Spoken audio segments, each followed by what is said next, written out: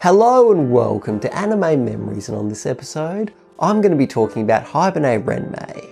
I originally found this through an Arcata review back in 2009. 8 years ago. Man, it just makes me feel incredibly old. After that, I started hearing about it more and more. It's one of those anime that many regard as a classic. But again, that was almost 10 years ago, and with time, its popularity has been naturally waning, so I thought I'd bring it back up for the younger generation who may never have heard of it. So, let's get into it. In a town called Guri, angel-like creatures called Haibane live peacefully alongside humans. While cleaning the boarding house where the Haibane live, Reki discovers a giant cocoon which signifies the arrival of a new Haibane. The new girl is named Raka, and the story follows her as she comes to terms with what she's become and settles into her new living quarters. A word that I'd use to describe this show is mellow. In many ways, it's very similar to a slice of life. The cast is mostly female and they spend the majority of their time hanging out with each other and exploring the setting. Although, you soon realise that it might be too dark to be put in that category. The whole wings coming out of the back scene would not fit in shows like Flying Witch and Aria.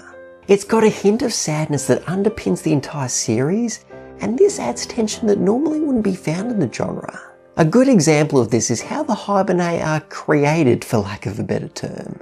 We aren't ever given the full picture, but we do know that these girls used to be human and they're transported to this town without their memories. They don't remember their friends or family, and they never will because their loved ones are no longer able to recognise them. That's pretty fucked up. Honestly, I don't think slice of life is a good description for this. It's more of a slow-moving drama, and it's a fantastic one at that. However, in the beginning, I wasn't enjoying myself. I know you're not technically meant to enjoy a series like this, but for the first 6 or so episodes, I felt numb and it wasn't doing anything for me. I thought I might have just been tired or in a bad mood, so I was about to stop watching and come back to it later on. Then the second half started ramping up and it became a lot more interesting. After the first half, that hint of sadness that I mentioned grows much larger and engulfs everything. This is where Raka starts thinking seriously about her new life and what her purpose is. Does she even have a purpose? Do any of them have a purpose? What the hell are the Haibane meant to do in this world? This is what I remember loving. These moments of deep character reflection were fascinating, and I found myself relating them back to times when I did some personal reflection. It also starts to cover more heavy themes like accepting change, abandonment, grief, and redemption. If you're finding the beginning hard to sit through like I was, it does pick up later on and it builds to a gut-wrenching climax, so it makes it all worth it. Now, like with many anime that have religious connotations, there is a significant amount of symbolism here. An obvious one is the day of flight, which is where a Haibane leaves Guri forever. It's basically another way of saying being called up to heaven. Then there's the opening scene with the crow, which was a lot sadder when I realised what it actually meant. I'm sure that there are a ton more that I missed. I could probably watch this another 10 times and I still wouldn't get all the references in here, so it does an excellent job at encouraging multiple viewings. When talking about the supporting cast, I would say that they're compelling enough. They each get their own episode where we get to check out their various workplaces, and this gives the audience a chance to form a connection with them while learning more about the town. It was important to introduce everyone in the setting quickly because once that second half hits, all the spotlight shifts to just 2 of the characters. One is obviously the protagonist Raka. After she's learned about her race and her new home, it transitions to her learning about who she is and what kind of person she wants to be in the future. It's the same kind of difficulty that all adolescents go through, and it's done very well here. The other is Reki, who acts as an older sister to the younger Haibane, including Raka, and because of that, her arc focuses on an issue that many adults face. A lot of us hold on to negative feelings, refusing to let go of those times where we feel we were wronged, and this can be detrimental to our health, relationships, and general progress as people. Since they're both dealing with problems that are causing them to become isolated from their peers, these two develop a close bond, and the ending to their subplot also provides a fitting conclusion to the series. Now, just like with the story, the art style didn't do much for me in the beginning. The colours seemed bland when compared to Lovely Complex, which was the last anime I watched.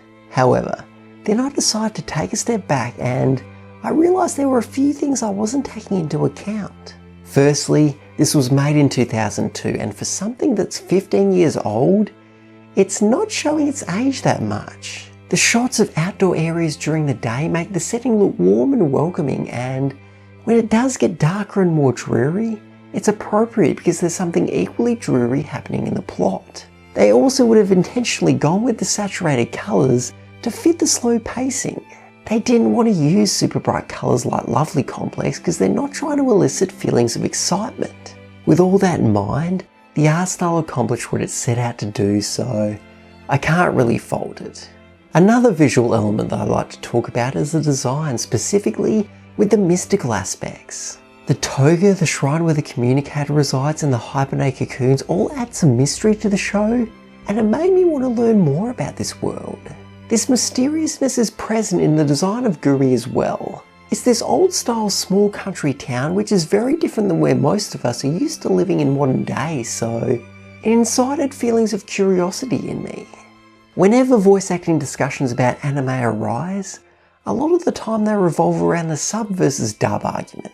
I usually don't like picking a side because I think it should come down to personal preference rather than objective quality. However, in this case, if you want the absolute best viewing experience, I would strongly suggest going with the sub.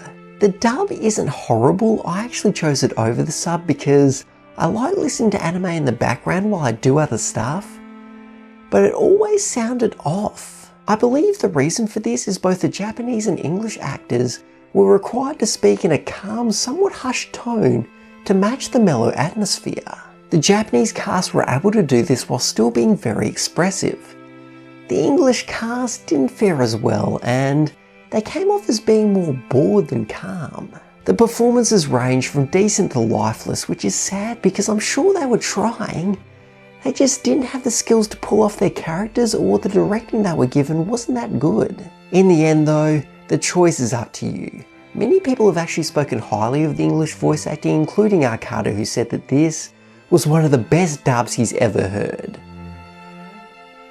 I have no idea how he came to that conclusion, but it's what he genuinely believes and he has the right to whatever opinion he wants. Although I'm on the completely opposite side of the spectrum, since I believe that the Japanese track is way better. So, I want to finish this off with a question.